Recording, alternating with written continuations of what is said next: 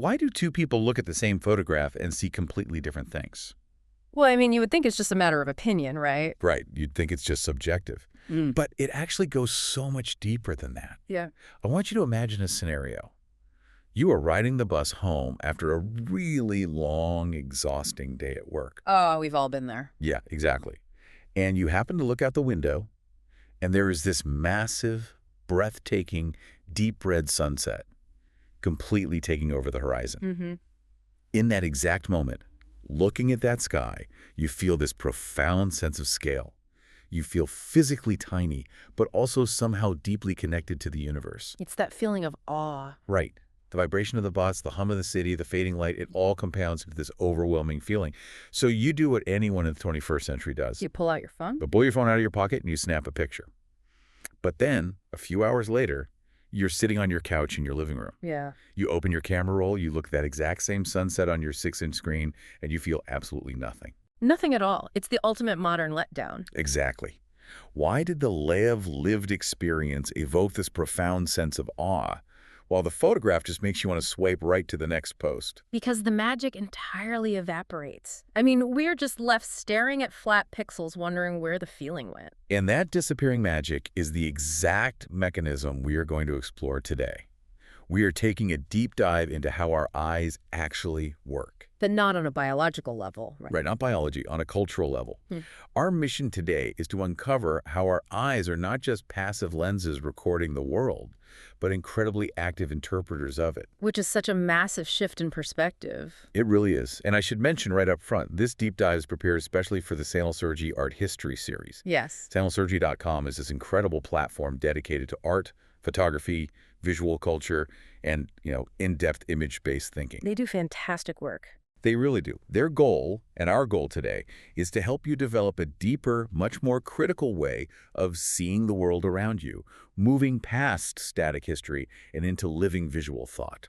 And to do that, we have to lean heavily on the work of a truly revolutionary thinker named John Berger. John Berger. Yeah, Berger was not simply an art critic. He was a cultural earthquake who completely shifted the paradigm of how we understand visual meaning. How so? So, in 1972, he released this landmark BBC television series and a companion book, both called Ways of Seeing. Ways of Seeing, right. And with that single project, he essentially blew up the traditional, stuffy, elitist establishment of art history. Which was very much needed. Oh, absolutely. Before Berger, art history was mostly taught as just a series of static biographies of solitary male geniuses. Like a textbook of isolated facts. Exactly. But Berger challenged that entirely. He provided a framework proving that images do not carry a single, fixed divine meaning. Wait, okay, let me play devil's advocate for a second. Biologically speaking, isn't the human eye literally just an organic camera lens? That's what we're taught, yeah. Right. I mean, it opens up, it lets light in, and it honestly and objectively projects the outside world onto our retinas and then into our brains. Yeah. It seems like a purely mechanical transfer of data from the outside world into our heads. What's fascinating here is that almost all of us assume that is true, but it is a complete illusion. Really? Yeah. Seeing is not a passive reflex. It is a highly active, constantly running filtering process. I mean, it is a massive, real-time data sorting operation. Okay, give me an example. Think back to the sunset you just mentioned on the bus. Berger actually uses this exact example to explain the tension between seeing and knowing. Oh, perfect. When we stand there looking at the horizon, our eyes visually process the raw data of the sun physically going down. We literally watch it sink below the tree line. Right, that's what we see. But because of our modern scientific education, our brains fundamentally know that the Earth is actually turning away from the sun. The sun isn't moving at all. Oh, wow. So the visual perception and the intellectual reality are in a state of active conflict.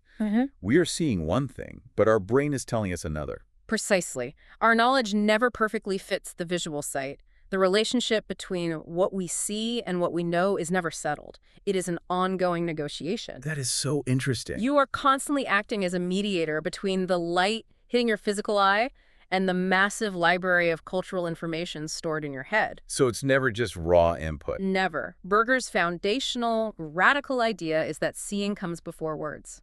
Before a child can speak, they look and they recognize.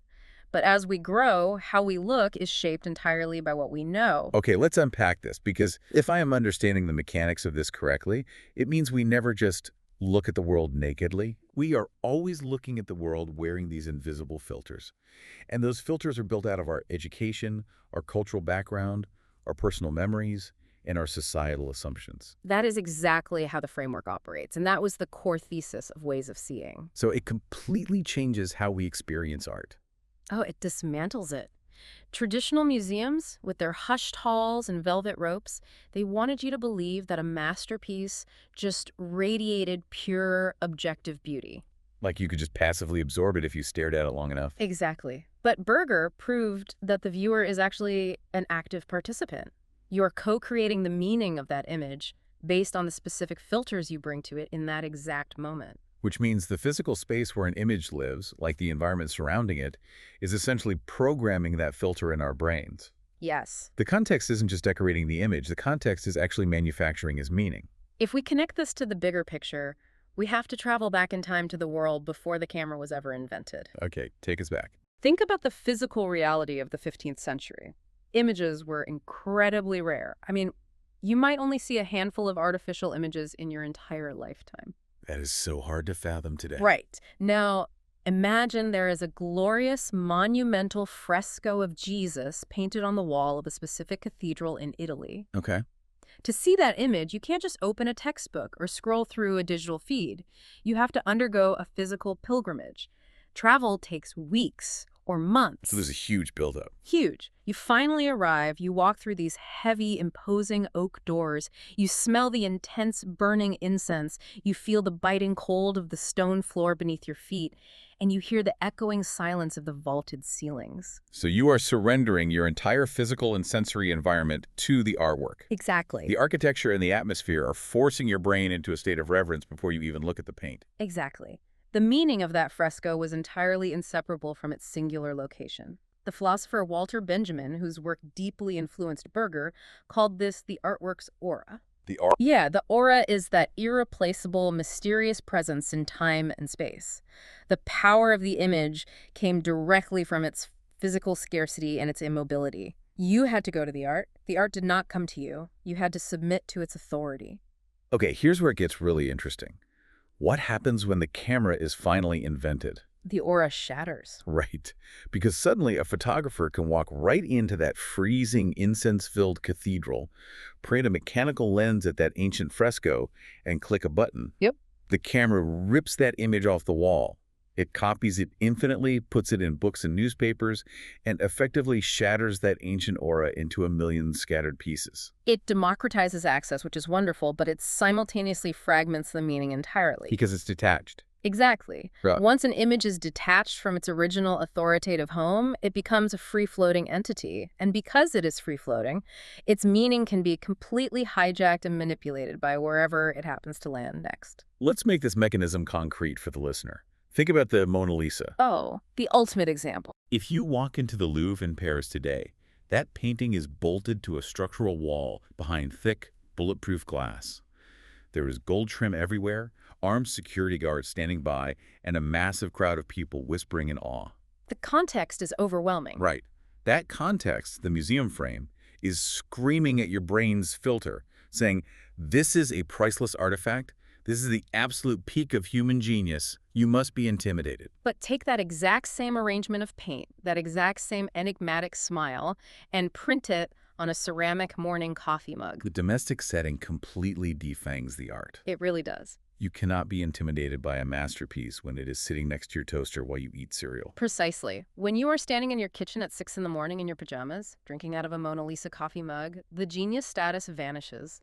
It becomes a mundane, personal, maybe even slightly ironic object. So the image itself hasn't changed by a single pixel, but the context has entirely rewritten your psychological relationship to it. And nobody understands this weaponization of context better than the modern advertising industry. Oh, for sure. They are the absolute masters of manipulating the shattered aura.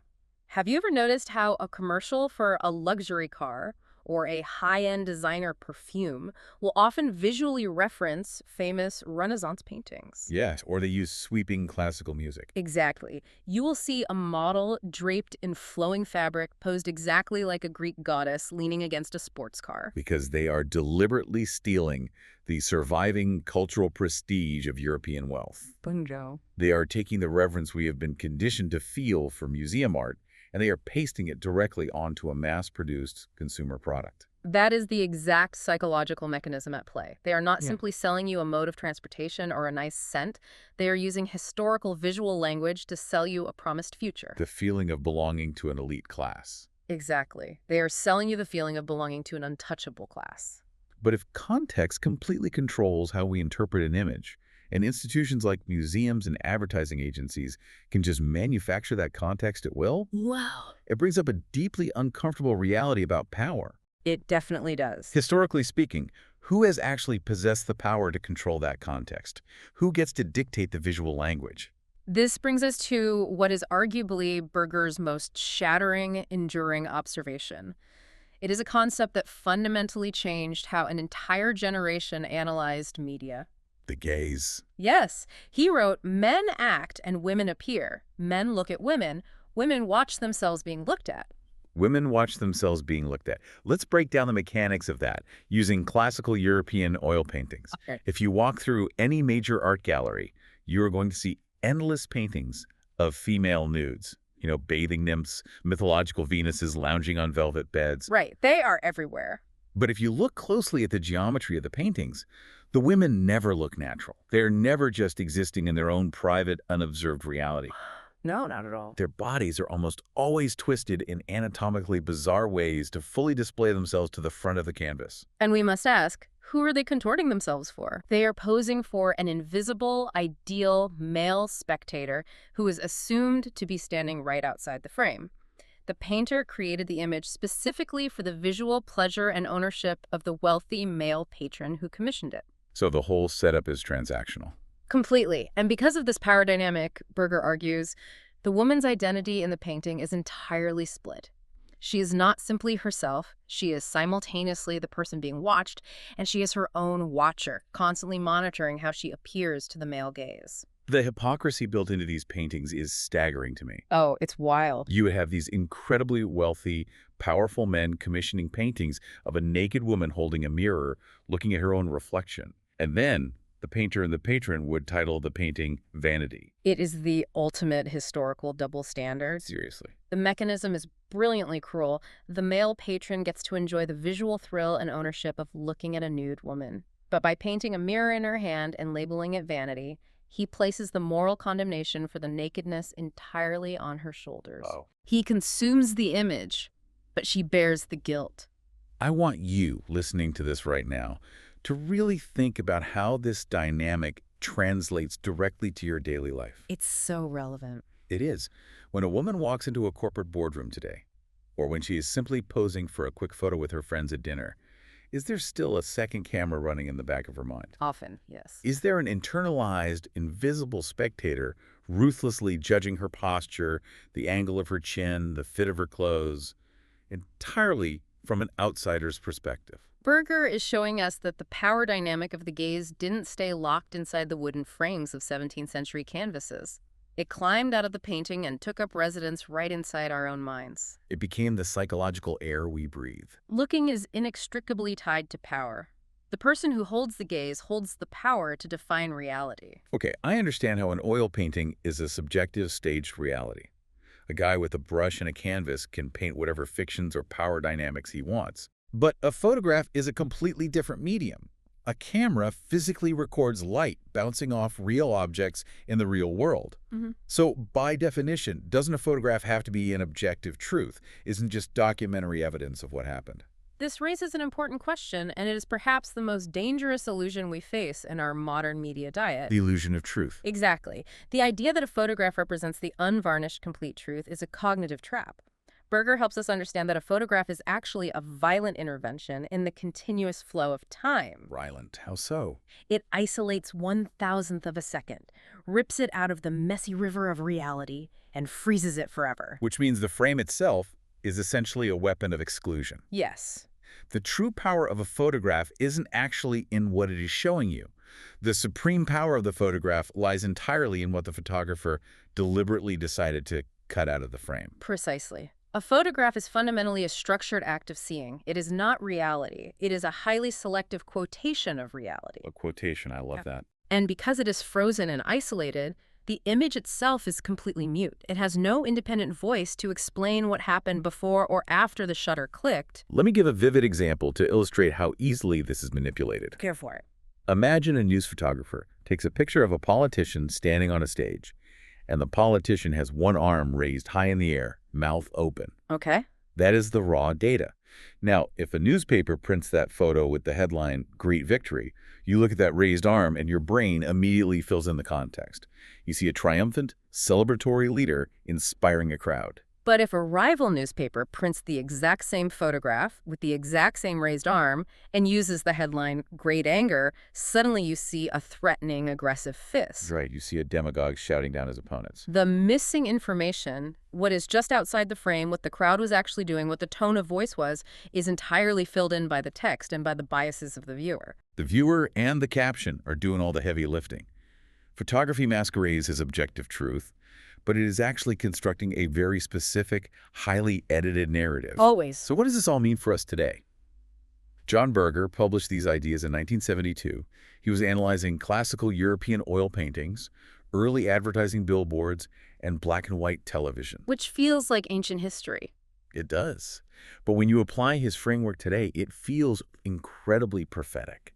It feels like he is sitting in a server room in Silicon Valley, actively dissecting the social media algorithms of our exact present moment. Because if the invention of the camera fractured the aura of an image, the invention of the smartphone and social media completely obliterated it. We are swimming in images. Drowning in them. Platforms like Instagram are essentially the largest, most crowded, and most ruthless art galleries in the history of human civilization.